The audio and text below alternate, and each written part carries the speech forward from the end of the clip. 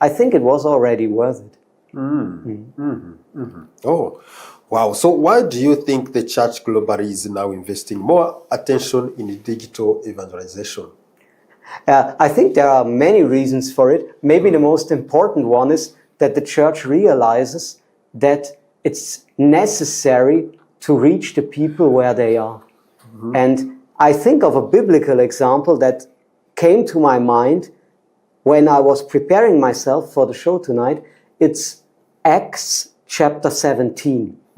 And there we hear how St. Paul came to Greece, to Athens. Very big and important city. And in the center of Athens, there's a kind of theater called Areopag. And there the people met to discuss their ideas and their philosophy. And what Paul did is, he went there as well and preached. Because this was the place where the people met to discuss their worldviews, their opinions. And if Paul went to that place 2,000 years ago where the people meet, then the church also today has to go to the place where the people meet and where they discuss their ideas. And this is, of course, for many, social media. So it's just a natural continuation of the way the church is evangelizing since St. Paul. Very interesting. So what message do recent Vatican engagements with Catholic influencers send to the world? There have been many events, I think, and what came to my focus especially was a document that the church has published for evangelization in social media called Towards the Full Presence.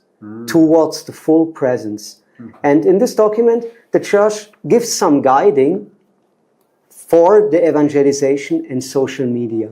And what are the advantages? And what are some pitfalls? The document uses the word pitfalls that we should avoid.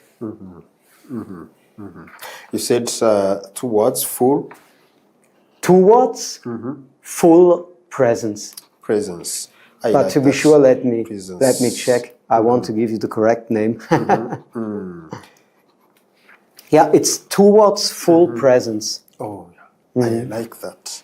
I like that. Do you think that social media has become a new mission territory for the church, for the Catholic Church? Definitely. And one of the reasons I think so is because it affected my faith in the way I already explained.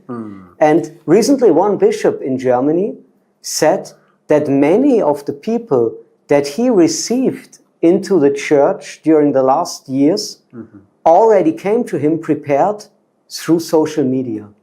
So these people learned about the teaching of the Catholic Church through social media and then made the decision they want to make the next step towards a fuller communion with the Church. And what this bishop said, and my personal experience, together with a third reason, and that's the positive effect that the big YouTube channel of one priest of our community has on many people in the Spanish-speaking area, what I see there also makes me answer that question that you made with a big yes. Yeah, a few minutes ago, we talked about whether the church, the Catholic Church, is meeting the wrong target audience through the right channel or the other way around. So these days, when you talk about youth, automatically you think about social media platforms. They are there. That is, I think I can even say that is the world for the youth. Am I correct? Yeah. So now many young people spend hours daily online, like I was saying.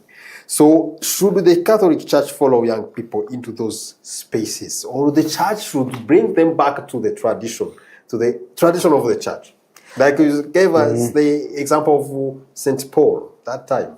And exactly that example of St. Paul, who goes where the people meet, should encourage the Church to follow the people on social media. Because we have an obligation to evangelize where the people are. And for the young people, that's clearly social media. But you mentioned something very interesting. whether we should bring that people also back to the real world, to the tradition of the church. And here that document that I mentioned, Towards Full Presence, makes an interesting point. It says it's not either or, it's both. We cannot drag the people out of social media to abandon it completely. I think that's simply not possible. But this document reminds the people that we should encourage the fuller presence. What does that mean?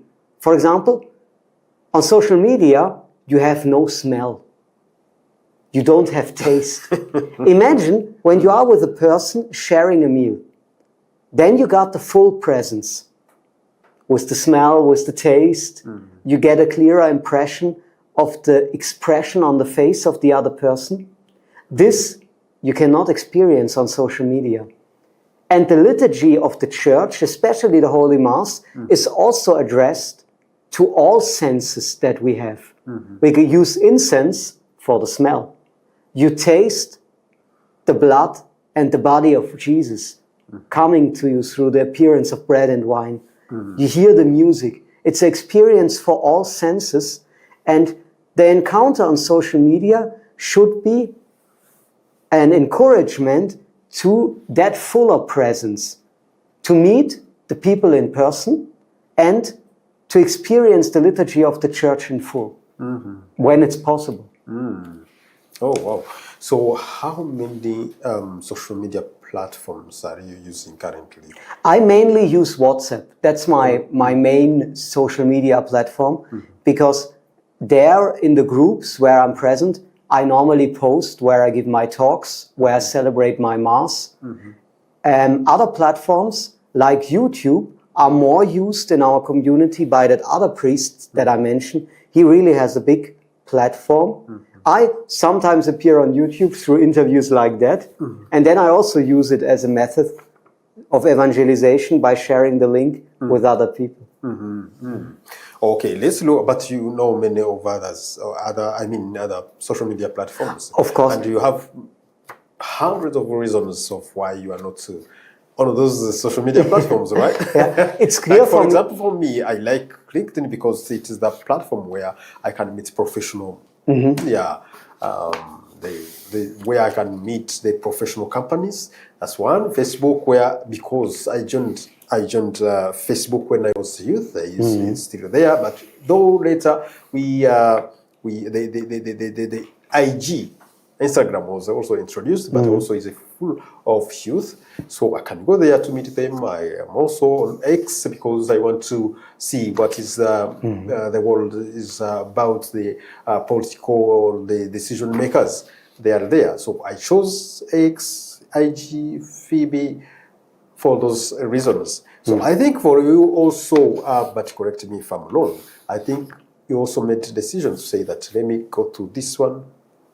You avoided the other one, right? Exactly. I tried to limit myself because you cannot be everywhere. A missionary like I has to admit that he has limits. As simple as social that. media it is possible.